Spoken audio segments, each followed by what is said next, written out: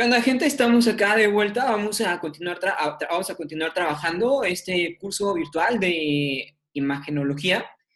Y el tema que nos toca el día de hoy es el tema de radiología simple. Vamos a empezar a platicar a partir de hoy ya de los estudios convencionales y propios de la radiología convencional que podemos obtener a partir de los rayos X.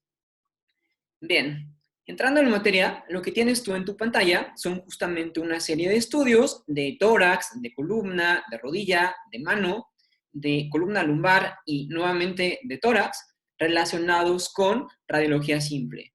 Todos estos estudios pueden ser obtenidos a partir de rayos X y a partir de técnicas sencillas y convencionales de radiología simple. En tu pantalla continúas viendo algunos estudios que también podemos obtener a partir de la utilización de rayos X convencionales, pero aquí encontramos una diferencia marcada por estos estudios que están colocados a tu derecha, que a pesar de que son estudios que se hacen a partir de técnicas de radiología convencional, utilizan a un medio de contraste como elemento de apoyo o de soporte para poder definir estructuras que con técnicas convencionales no se estarían definiendo. Platicamos ya previamente sobre los medios de contraste y sobre el rol que tienen a nivel del diagnóstico imagenológico en radiología. Entonces, bien, entrando en la materia, vamos a empezar a platicar cómo es que se generan de entrada los rayos X para que comprendas cómo es que se obtiene el resultado y cómo es el proceso que se debe seguir para que tú tengas un estudio impreso o un estudio digitalizado a partir de los rayos X. Bien, para entender esto les voy a platicar un poquito de física, muy poquito de física para que lo podamos más o menos aterrizar. Bien, ¿cómo se generan los rayos X? Bien, los rayos X se generan a partir de un componente que se conoce como tubo de rayos X. Acá en la siguiente imagen, ahorita me voy a regresar nuevamente, tenemos el conocido como tubo de rayos X. Igual y vamos, para que lo empieces como a relacionar, te voy a explicar primero entonces mejor los componentes que utilizamos para la obtención de estas imágenes convencionales. Esto es un equipo de rayos X. Esto que ves tú acá en tu pantalla es lo que se conoce como tubo de rayos X. Por acá tú ves un comando, que es un comando que nos permite, más bien una serie de comandos, es un tablero con una serie de comandos que nos permite modificar condiciones como la distancia, como la apertura de la colimación, como aspectos técnicos propios del estudio de radiología. Acá observamos en soporte, que esto es únicamente el soporte que está cargando o que está sujetando lo que te decía que conocemos como tubo de rayos X. Lo que está en la parte inferior de tu pantalla es lo que se conoce como mesa de rayos X. Esta mesa en su interior, aquí justamente tiene un componente que se llama Buki. Este Buki se conoce como Buki de mesa. Es importante que lo interpretemos así, como Buki de mesa, porque también tenemos un Buki que se llama Buki de pared, que es el que está por acá, de este lado. El Buki de mesa y el Buki de pared se pueden mover, se pueden deslizar en paralelo a la mesa, los podemos mover hacia cefálico o lo podemos mover hacia caudal. Lo mismo de este lado, lo podemos mover hacia cefálico, lo podemos mover hacia caudal, dependiendo de la altura del componente anatómico que queramos estudiar. Entendiendo esto, el Buki tiene un componente muy importante en su interior que se conoce como parrilla antidifusora. La parrilla antidifusora es el elemento que colabora captando justamente los rayos X o la energía que va a ser emitida a partir de este dispositivo. ¿Sale? El equipo de rayos X no trabaja solo, el equipo de rayos X trabaja con un elemento que se conoce como chasis. Me voy a regresar ahora sí justamente a esta imagen, en donde esta representación nos está ejemplificando lo que se conocería o lo que estaríamos llamando chasis de rayos X. Este chasis contiene en su interior detectores que van a ser capaces de interactuar con la energía ionizante y que van a transcribir o que de alguna manera van a definir la imagen a partir de la sensibilidad y la exposición a la fuente electromagnética. ¿Sí? Bien, ¿cómo se generan los rayos X a partir del tubo? Bien, es sencillo, no es complicado, o por lo menos voy a intentar que te resulte sencillo. El tubo de rayos X, como lo viste por acá, este que está por aquí, este justamente, que en esta otra fotografía es representado por este elemento. El tubo de rayos X es un elemento que tiene un volumen, el cual está cubierto por ciertos elementos, especialmente elementos plomados. Digamos que es un tubo al vacío que está cubierto o tiene un perímetro protector de plomo. Este plomo va a promover que la energía que se va a gestar, la energía que se va a empezar a generar en su interior, no tenga fugas o no tenga salidas. Claramente, ese tubo va a tener una salida única o exclusiva, que es la salida por donde la energía electromagnética en su momento va a empezar a ser emitida. ¿Sí? Bien, este tubo o esta especie de bomba, que de hecho la podemos llegar a conocer también como bomba, es una bomba, repito, en su interior tiene, importante, en su interior tiene cristal, pero está protegida del plomo. Tiene en su interior dos elementos, tiene dos polos, tiene un cátodo y tiene un ánodo. Recordemos que el ánodo tiene cualidades de tipo positivas, en tanto el ánodo tiene cualidades de tipo negativas. Este ánodo y este cátodo están encontrados entre sí. El otro componente que también posee y tiene este tubito de rayos X es un filamento. Este filamento se conoce o está conformado de un material que se llama tuxteno. El tuxteno es un material, es un filamento que es altamente sensible a la temperatura.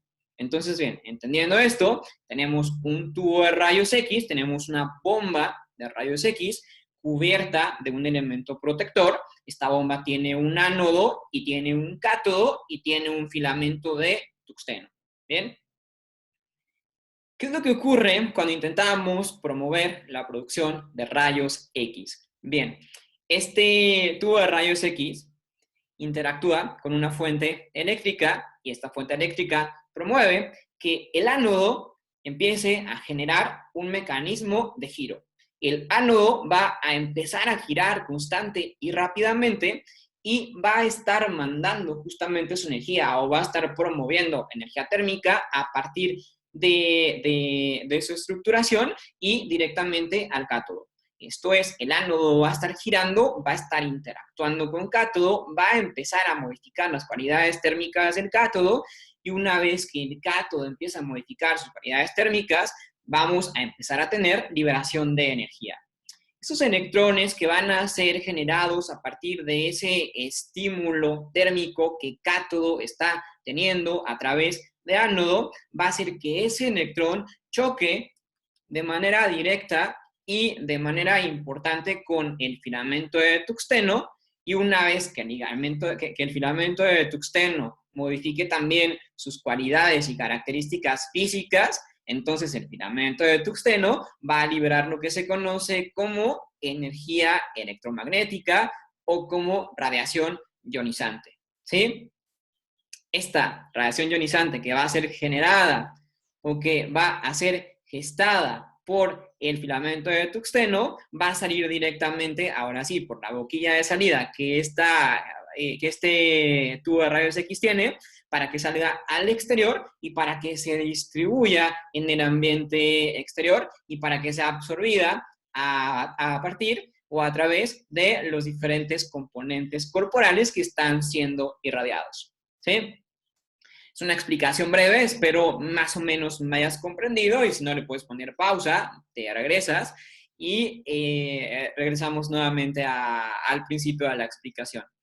Entonces, bien, una vez que tenemos este estímulo o esta emisión de radiación, la radiación, como lo ves en tu pantalla, va a interactuar con los diferentes tejidos corporales que han sido colimados y que han sido irradiados. En este sentido, sabemos y se conoce que hay algunos tejidos corporales que permiten el paso libre y sin dificultad de la energía electromagnética proveniente del rayo X y existen otros componentes corporales que no tienen esa cualidad, que le generan suma impedancia a la energía electromagnética y que no permiten que el rayo pase de manera facilitada. Uno de los componentes, o el componente que le genera mayor impedancia a la energía electromagnética y a su paso, es el metal. Por eso justamente vemos que en las imágenes convencionales el metal tiene una apariencia relacionada con la densidad radio opaca, puesto que la energía no está pasando de manera satisfactoria. Un componente que tiene cualidades que le permiten o que le otorgan a la energía electromagnética la posibilidad de pasar libremente es el aire. Por eso vemos que el aire en las imágenes convencionales se observa oscuro, desde el punto de vista técnico, se observa radiolúcido.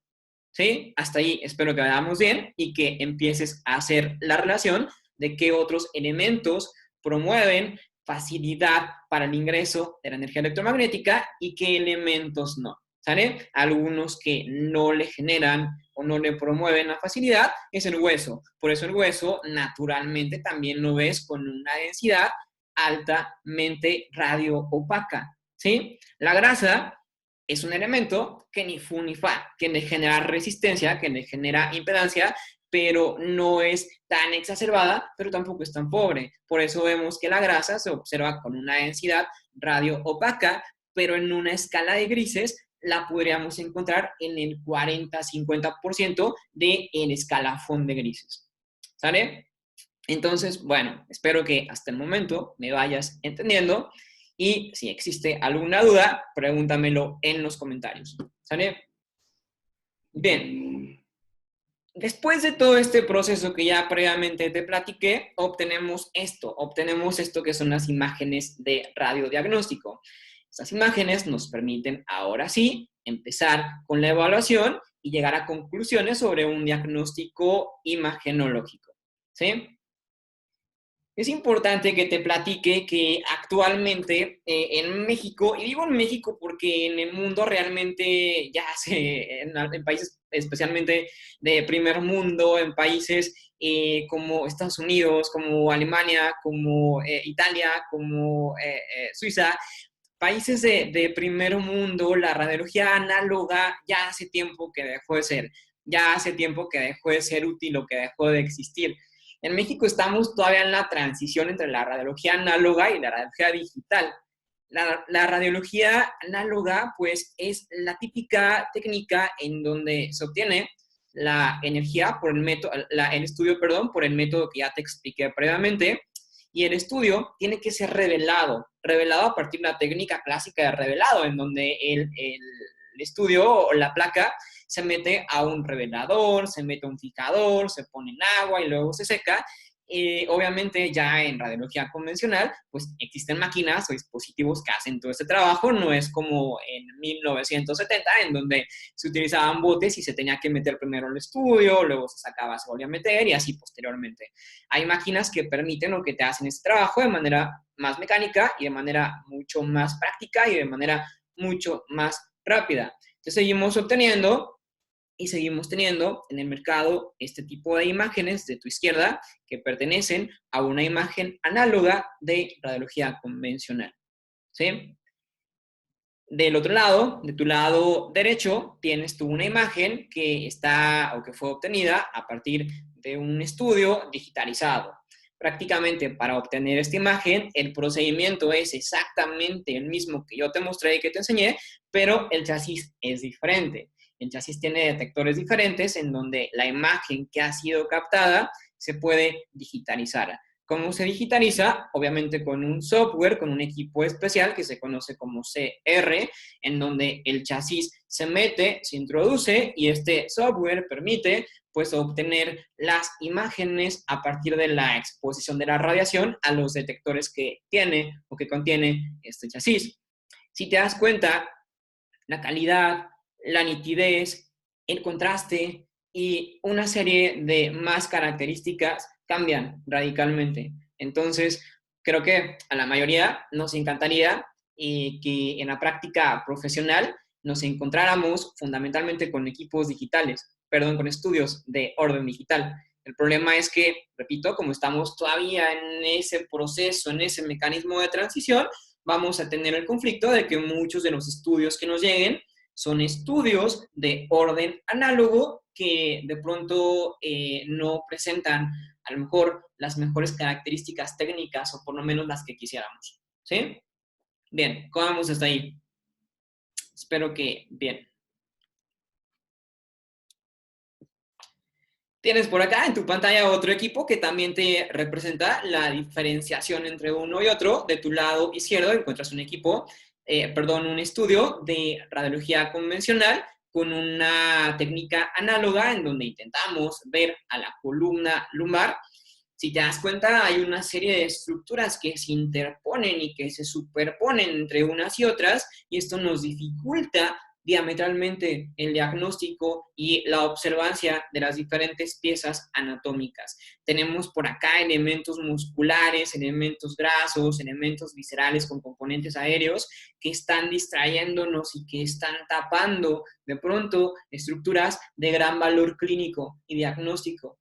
Te vienes por acá de este lado y observas las mismas estructuras que también tienen componentes aéreos como las vísceras, especialmente como el colon en sus diferentes trayectos, en sus diferentes porciones. Tenemos también componentes o imágenes que se generan a partir de vísceras como la vesícula, como el intestino delgado, como el estómago, como el hígado por acá de este lado, o como músculos posiblemente. Por acá, por ejemplo, vemos a el psoas ilíaco, que es uno de los pocos músculos que frecuentemente podemos llegar a ver en las imágenes, especialmente de abdomen, en los estudios simples de abdomen, y que tiene una relevancia clínica muy importante cuando hablamos de algunas enfermedades de orden infeccioso, como por ejemplo el apendicitis o enfermedades relacionadas con. Pues si ves de este lado, de tu lado derecho, pues tenemos una mayor nitidez. A pesar de que todos esos componentes se encuentran superpuestos los unos con los otros, realmente tiene mejores características que nos permiten generar mejores diagnósticos. ¿Sí? Bien. ¿Para qué me sirve o cuál va a ser la utilidad de este tipo de diagnósticos? Bien, idealmente las indicaciones para este tipo de estudios pues son traumatismos directos, creo que ya lo habíamos platicado previamente en alguna otra charla, traumatismos directos, politraumatismo, impactos contundentes, dismetría de miembros, muy útil en el área de diagnóstico biomecánico del paciente cuando hacemos especialmente examen postural.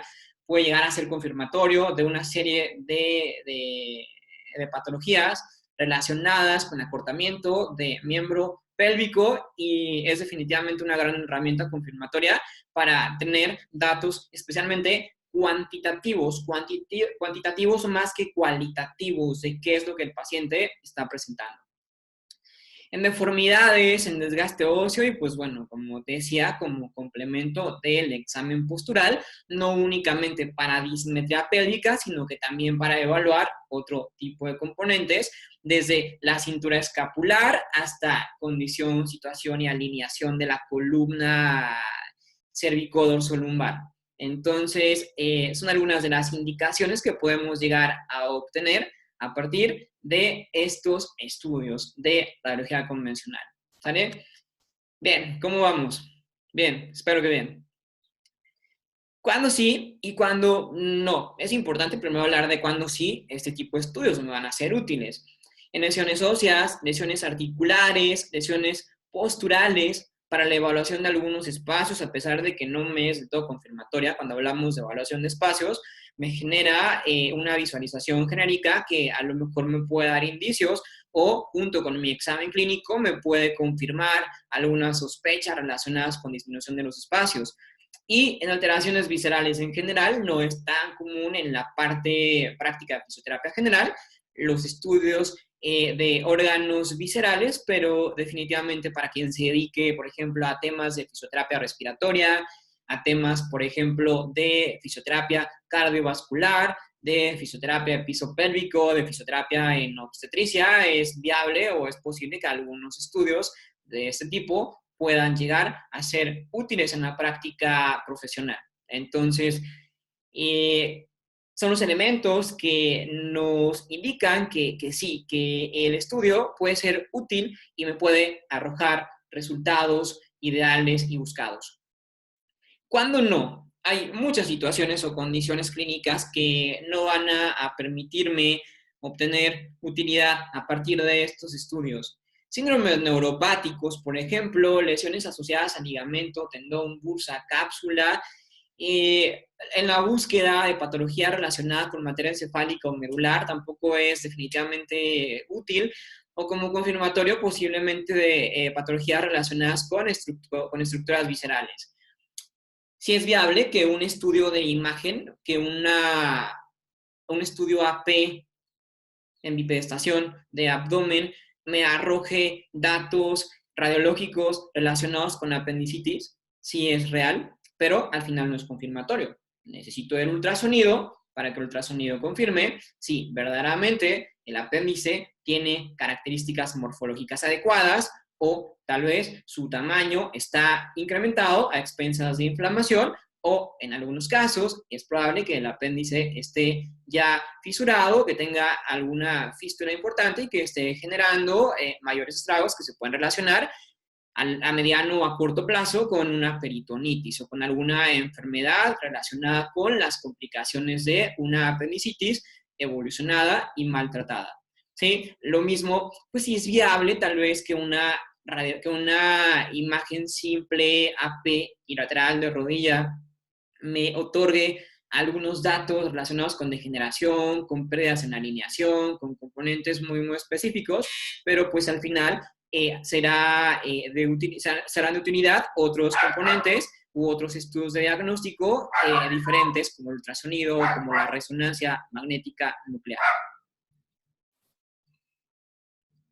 Sorry, tocaron a mi puerta, gajes de las clases en línea. Bien, continuando, les platicaba, estamos platicando sobre algunas situaciones que no van a ser idealmente indicadas para este tipo de estudios. Y importante también, cuando no, en pacientes embarazadas. Recordemos que la radiación ionizante puede generar cambios irreversibles a nivel de componentes genéticos, en donde podemos llegar a promover mutaciones genéticas o expresiones aberrantes de genes que le promuevan al niño, en este caso al producto o al bebé, alteraciones relacionadas con la morfología o con el metabolismo. Entonces, definitivamente, en pacientes embarazadas no es idealmente recomendable. Un paréntesis por aquí. No es idealmente recomendable y de hecho está contraindicado en pacientes embarazadas que estén cursando de la semana número 1 a la semana número 12. Este umbral o este espacio de la temporalidad del periodo gestacional es eventualmente el espacio más caótico. ¿Por qué? Porque es el espacio en donde se está desarrollando la replicación celular y la mayoría de las estructuras orgánicas están conformándose. Entonces, en ese momento, en esa temporalidad, sería sumamente irresponsable y contraindicamos la exposición a la radiación ionizante para que no vayan a existir alteraciones en el ciclo celular de los órganos que se están recientemente desarrollados. ¿Sí? En el resto de las semanas y de los trimestres tampoco es aconsejado, pero hay situaciones en donde puede llegar a utilizarse, pueden llegar a solicitarse estudios de radiodiagnóstico convencional, siempre y cuando se proteja el espacio gestacional de la mamá. Existen algunos componentes que se conocen como chalecos plomados, que los chalecos plomados los podemos poner justamente en la barriga de la gestante para evitar que exista una exposición directa a la radiación. Entonces, si de pronto la gestante llega al servicio o requiere de algún estudio y el estudio es sumamente necesario y no se puede hacer un diagnóstico clínico como tal vez Imagínate en el caso de alguna fractura y que la fractura se sospeche o se tengan sospechas de que la fractura es tal vez una fractura conminuta, desplazada, que requiere posiblemente alguna intervención quirúrgica, a lo mejor ahí sí, en ese caso, pues bueno, se evalúan los pros y los contras. Entonces, para poder llevar a cabo el proceso quirúrgico, pues se requiere la imagen de diagnóstico para saber qué se va a proponer o qué intervención se va a generar a la gestante. O sea, habrá situaciones en donde tendremos que asumir los valores sobre riesgo, beneficio de la gestante, y en el supuesto de que sea irremediablemente necesario el estudio, la podemos meter, repito, a la gestante con ciertas medidas de protección, cuidando todo el foco fetal. ¿Sí? En las últimas semanas de la gestación, es viable que se puedan generar estudios, o de hecho que se puedan llegar a pedir estudios, puesto que hay estudios que nos permiten conocer las condiciones de la posición del bebé y las condiciones artrocinemáticas de la propia pelvis. Esto permite al ginecólogo evaluar si el bebé podrá proceder a un adecuado proceso de nutación en donde pueda descender de manera adecuada y de manera ordinaria sin riesgo de posibles trastornos o conflictos perinatales al momento del parto. Hay situaciones en donde la cabeza del bebé, por ejemplo, es extremadamente grande. Hay situaciones en donde el bebé, por ejemplo, viene macrosómico, en donde el perímetro cefálico es mayor al propio canal de parto, y son situaciones en donde tal vez el bebé ya está acomodado, pero se sabe o se induce que por las condiciones o características antropométricas del bebé relacionadas con la macrosomía o en algunas otras situaciones las condiciones, posición, tamaño y situación de la pelvis no son las adecuadas. Hay mujeres, por ejemplo, con características antropométricas de pelvis androide. Lo normal es que una mujer presente características ginecoides, en donde la pelvis es, digamos, un tanto más ancha en relación a las alas, a las alas y a las estructuras que componen la pelvis, al isquion y al pubis. Y hay situaciones en donde, repito, pues puedes llegar a tener una pelvis un tanto más androide, que independientemente de que el bebé venga en condiciones normales, pues es viable o es posible que no pueda descender por la misma condición de la pelvis. Entonces, esos estudios van a generar resultados o nos van a dar indicadores sobre si va a ser viable o no el parto en la gestante que acude a valoración. ¿Sale? Ese estudio, si lo quieren saber, se conoce como pelvicefalometría. Es una pelvicefalometría. ¿Sale? Entonces, bien, pasamos al siguiente punto. ¿Cómo solicito el estudio o qué se requiere para solicitar el estudio? Bueno, para solicitar el estudio se requiere una orden de prescripción radiológica, una orden tal vez como esta, ¿no? En donde pues se va a explicar o en donde se va a solicitar el estudio indicado que el paciente necesita, ¿sí? Y pongo especial énfasis aquí. El estudio indicado. Hay que ser clínicos, hay que ser evaluativos. Cuando pedimos un estudio, hay que ser específicos. Entre más específicos, mejores resultados podemos obtener a partir de lo que nos esté mandando el radiólogo para su interpretación, ¿sí? Entonces, bien, en tu orden de prescripción radiológica debe de contener un membrete, el membrete con tus datos, quién eres, a qué te dedicas, bla, bla, bla, bla, bla. Datos de paciente, en donde es muy relevante el nombre del paciente, la edad del paciente, el sexo del paciente y la fecha.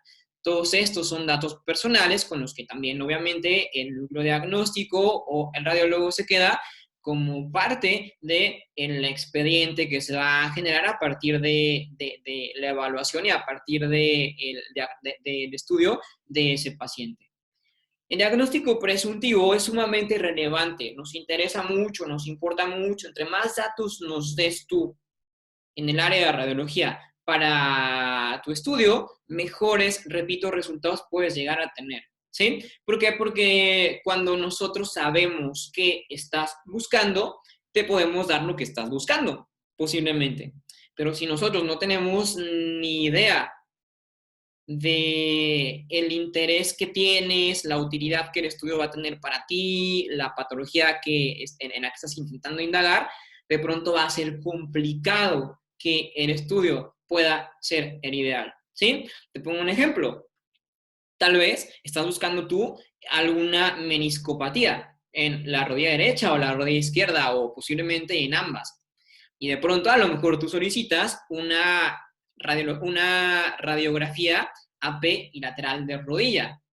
Lo convencional de ese estudio es que el estudio sea en decúbito, que sea acostado en la mesa de rayos X que previamente te enseñé.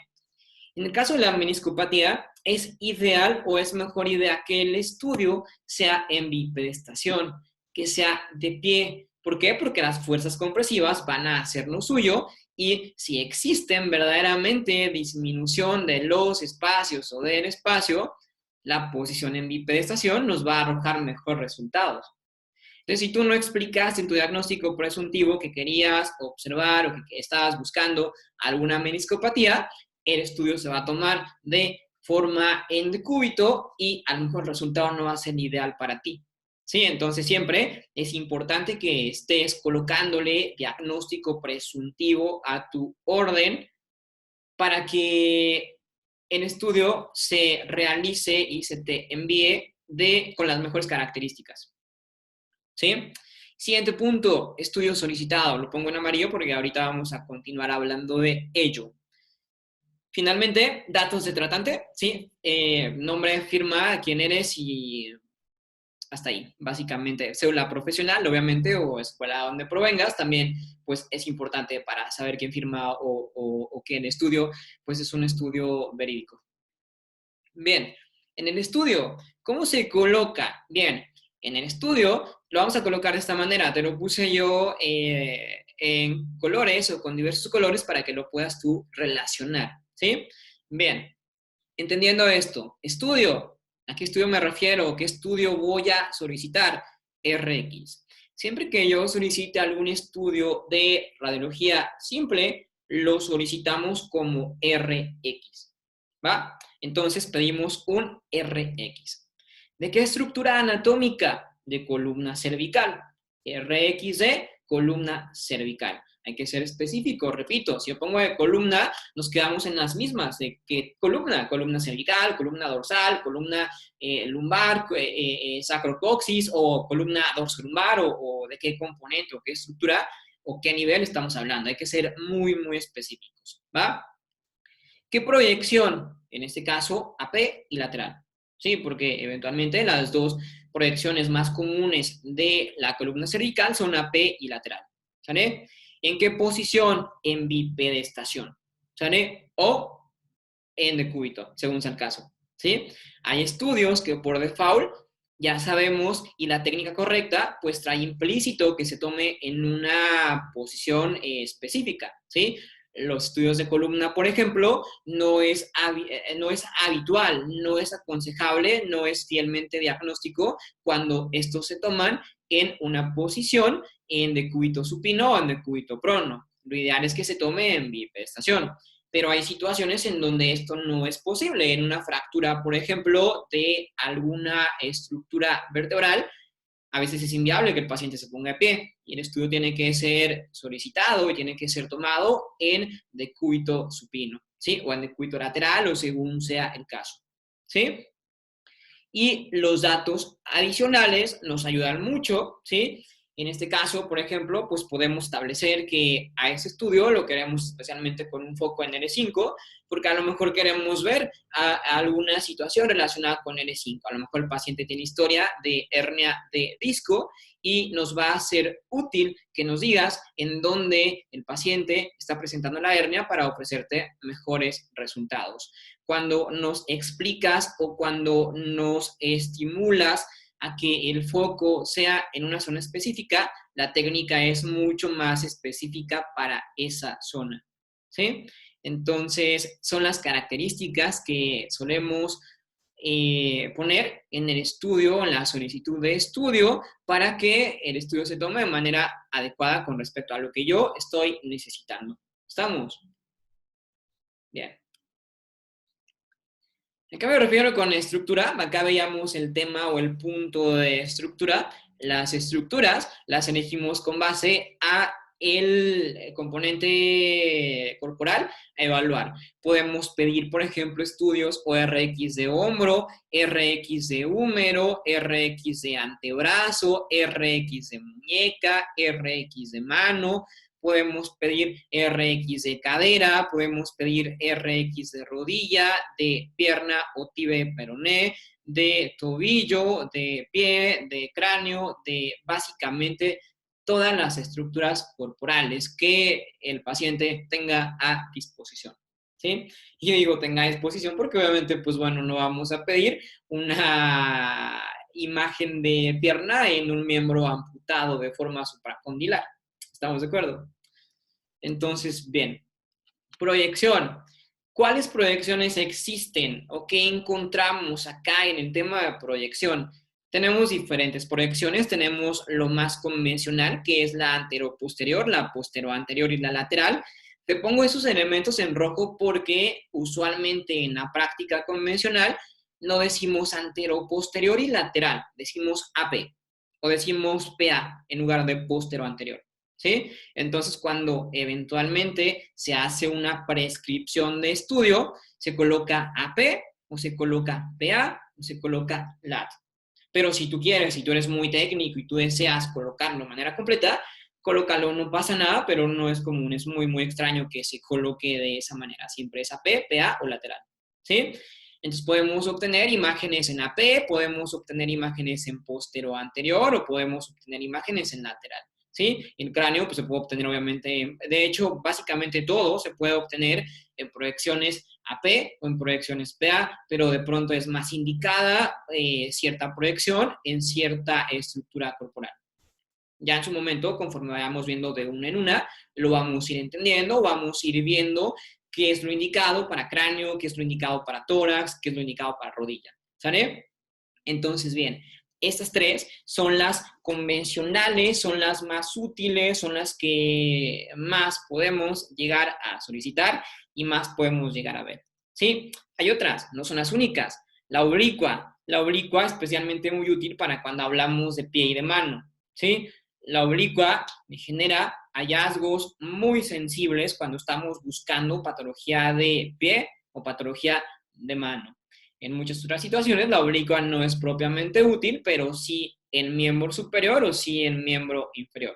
En algunos pequeños casos en columna puede ser también útil de pronto para ciertas patologías o para la búsqueda de ciertos componentes patológicos que de pronto no se alcanzan a apreciar en técnicas convencionales, anteroposteriores o laterales. Existen también una serie de proyecciones axiales, especialmente útiles para cuando hablamos de rodilla, de hombro o de cadera. En rodilla, hombro o cadera, especialmente en rodilla y hombro, las técnicas axiales me pueden dar datos altamente sensibles, especialmente sobre la alineación y posición de componentes óseos.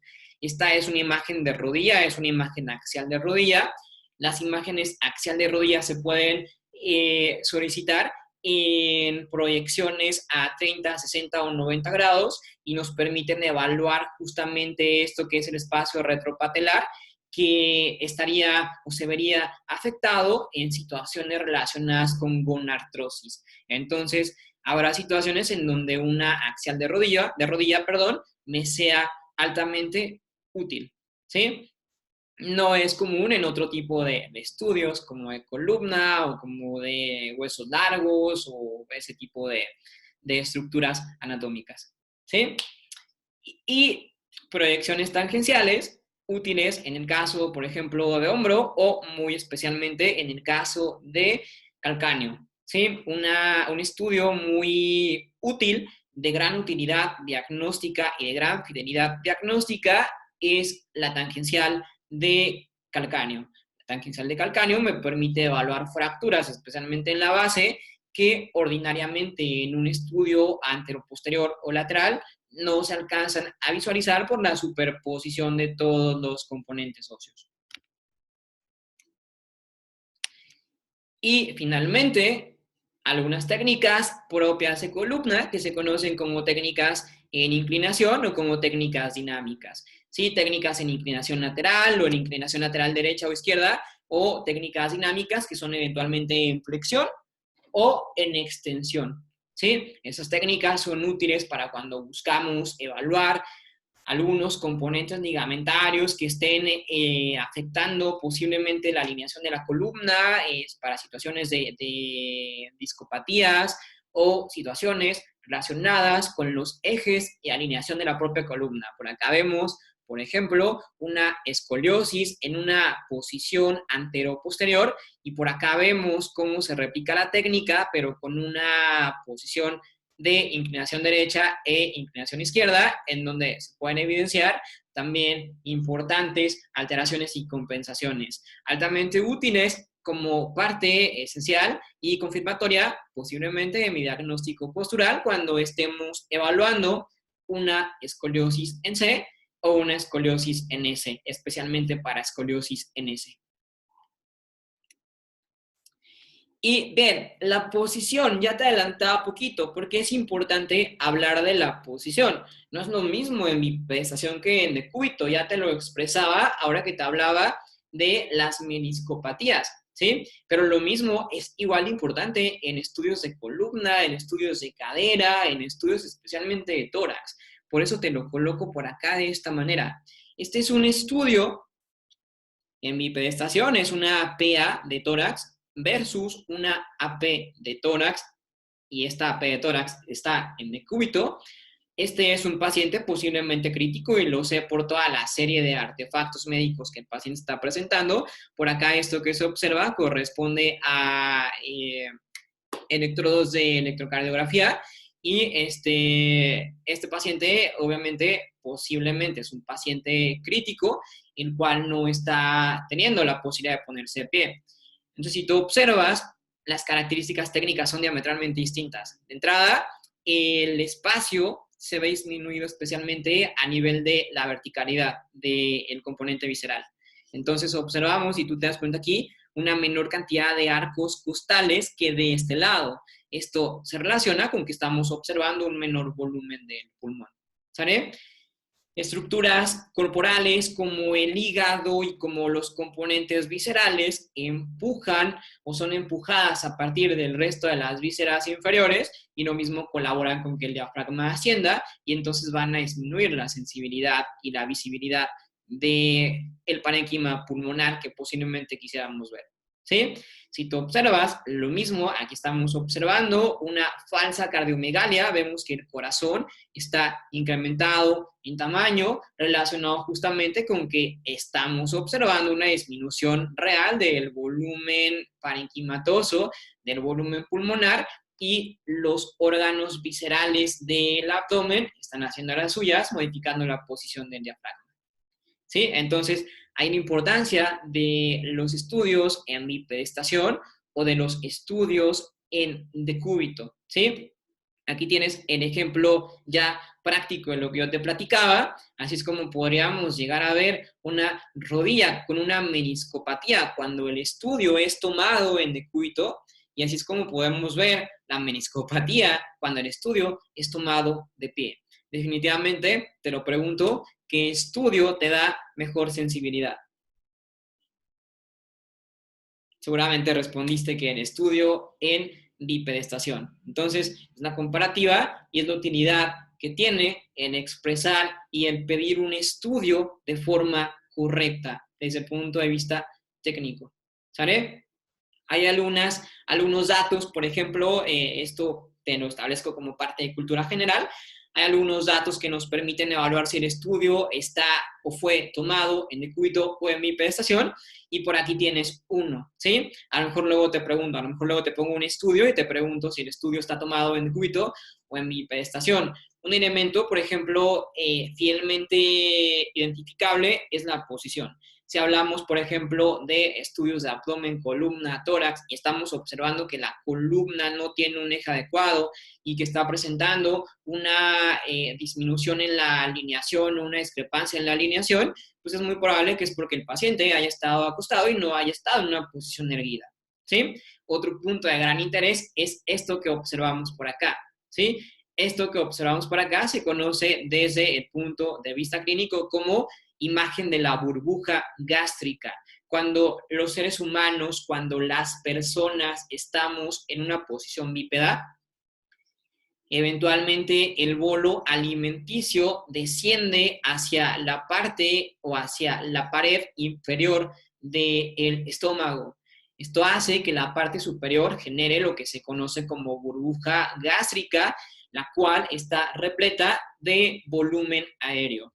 De manera convencional, una vez que una vez que comemos y que el tránsito de la vía digestiva empieza a avanzar, va a ocurrir esto y vamos a observar lo que se conoce como burbuja gástrica aérea.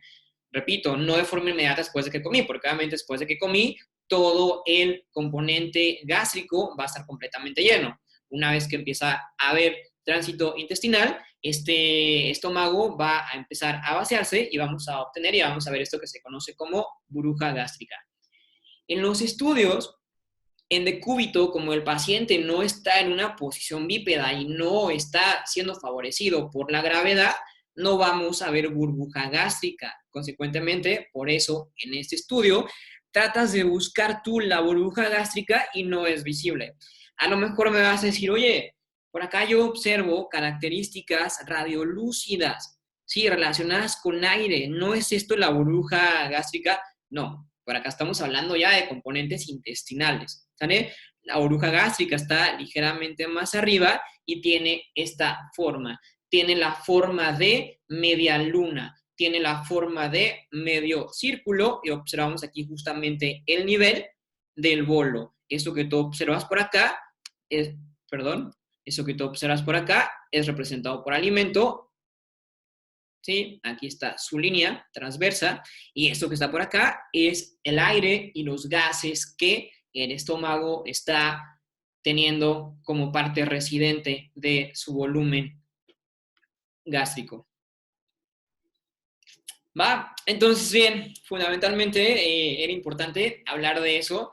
Es la parte más básica. Creo que después de esto ya el resto de cosas que te cuente ya te van a hacer más sencillas de comprender. Nos quedamos hasta aquí. Revisa la presentación nuevamente si te quedaron dudas y lo mismo estoy yo al pendiente de atenderte. Seguimos en comunicación entonces.